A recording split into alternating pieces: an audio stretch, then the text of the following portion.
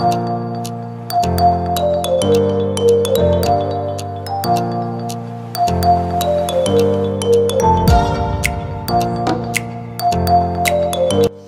Hello வணக்கம் friends. இன்றைக்கி நம்ம PY01 சமையல் சேனலில் என்ன பார்க்க போகிறோன்னா ப்ரான் புலாவ் எப்படி செய்யறதுன்னு பார்க்க போகிறோம். வாங்க.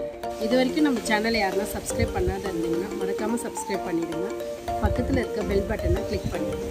ஓகே ஃப்ரெண்ட்ஸ், இப்போ இந்த வீடியோவில் போகலாம் வாங்க.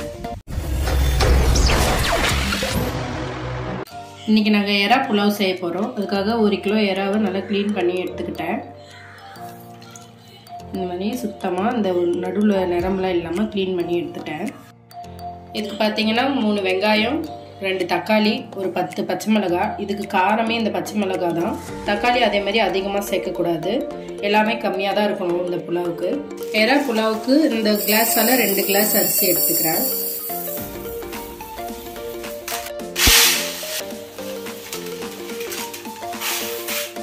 பிரியாணி அரிசியை எப்பவுமே ஃபஸ்ட்டே கழுவி ஊற வச்சிடணும், அப்போ தான் அரிசி உடையாது. இந்த ஒரு 20 நிமிஷம் ஊற வைக்கணும்.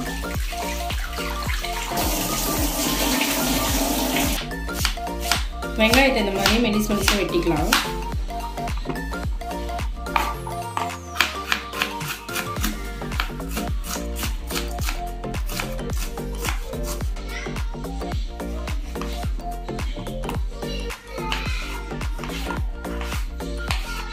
தக்காளி இந்த மாதிரி கொஞ்சம் பெருசாகவே அரைஞ்சிக்கலாம். புலாவுக்கெலாம் வந்து தக்காளி ரொம்ப சின்ன சின்னதாக போடக்கூடாது, ஏன்னா குழையக்கூடாது. தக்காளி குழஞ்சிட்டா புளிப்பு டேஸ்ட் வந்துடும்.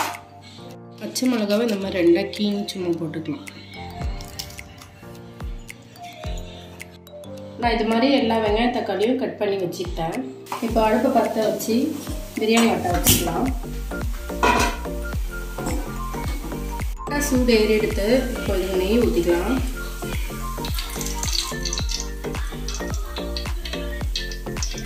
இப்போ எண்ணெய் காஞ்சிருச்சு. இதுக்கு நான் லவங்கம், ஏலக்காய், கல்பாசி, பட்டை எடுத்திருக்கேன். இது சேர்த்துக்கலாம். இது கூடவே முந்திரி பருப்பு சேர்த்துக்கலாம்.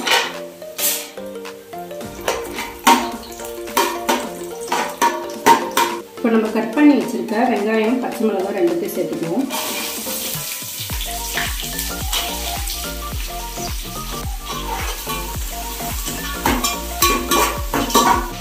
இது கூடவே ஒரு கை புதினா சேர்த்துக்கலாம்.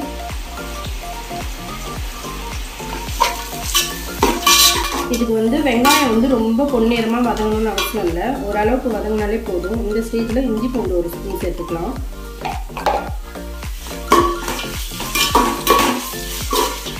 இப்போ இது கூட கட் பண்ணி வச்சிருக்க தக்காளி சேர்த்துக்கலாம். நான் முதலே சொன்னேன் இல்லைங்களா, தக்காளி கம்மியாக தான் சேர்க்கணும் இந்த டிஷ்ஷுக்கு,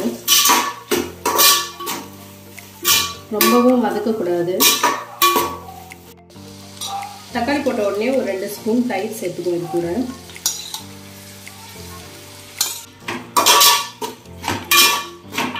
இப்போ கொஞ்சமாக கல்லுப்பு சேர்த்துக்கலாம். இப்போ எறா சேர்த்துக்குவோம். இது கூட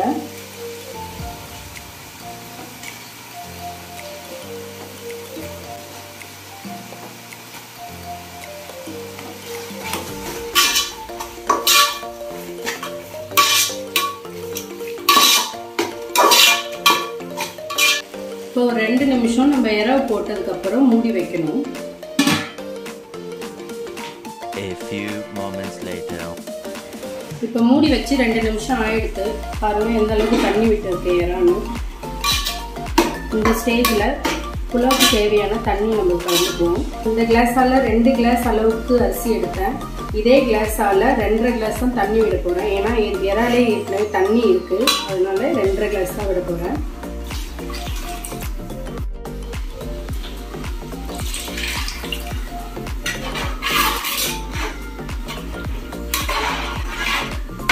அவ்வளோதான். இதை நல்லா கொதிக்கணும். கொதிச்சதுக்கப்புறம் தான் அரிசி போடணும். இதில் வந்து தேங்காய் பால் கூட சேர்த்துக்கலாம். நான் கொஞ்சம் லைட்டாக இருக்கட்டும்னுட்டு தேங்காய் பால் சேர்க்கல இன்னைக்கு. உங்களுக்கு தேவைன்னா நீங்கள் சேர்த்துக்கலாம். இப்போ இது கொதிக்கிற வரைக்கும் நம்ம மூடி வச்சுடுவோம். A few moments later. பாருங்க நல்லா கொதி வந்துடுச்சு. இந்த ஸ்டேஜ்ல நம்ம கழுவி ஊற வச்சிருக்க அரிசியை அது கூட சேர்த்துக்குவோம்.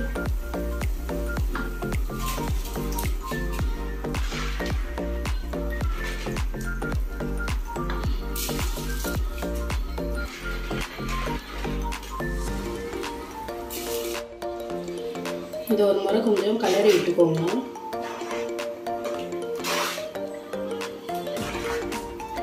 ஃபஸ்ட்டு ஒரு 5 நிமிஷம் ஃபுல் ஃப்ளேம்லேயே இருக்கட்டும்.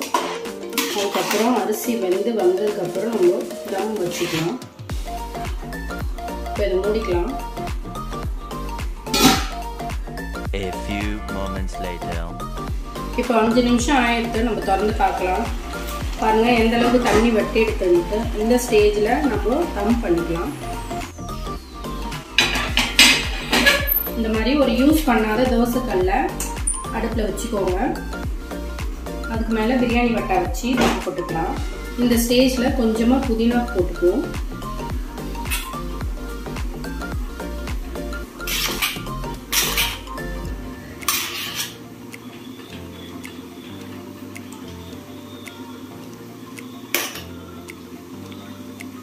இப்போ மூடி போட்டு ஒரு 10 நிமிஷம் தம்லேயே இருக்கட்டும். A few moments later. அவ்வளோதாங்க, 10 நிமிஷம் ஆகிடுச்சு. எப்படி வந்திருக்குன்னுட்டு ஒரு அரிசி கூட உடையில பாருங்க எந்த அளவுக்கு வெந்து வந்திருக்குன்ட்டு. கடைசியாக இது கொஞ்சம் நெய் விட்டுக்கிறேன். நீங்களும் இதே மாதிரி உங்கள் வீட்டில் செஞ்சு சாப்பிட்டு பார்த்துட்டு எப்படி இருக்குன்னு கமெண்ட் பண்ணுங்கள். ஓகே ஃப்ரெண்ட்ஸ், இதே மாதிரி நீங்களும் செஞ்சு சாப்பிட்டு பார்த்துட்டு எப்படி இருக்குன்னு மறக்காமல் கமெண்ட் பண்ணுங்கள். இதே மாதிரி இன்னொரு வீடியோவில் நம்ம மீட் பண்ணலாம் ஃப்ரெண்ட்ஸ். பாய்.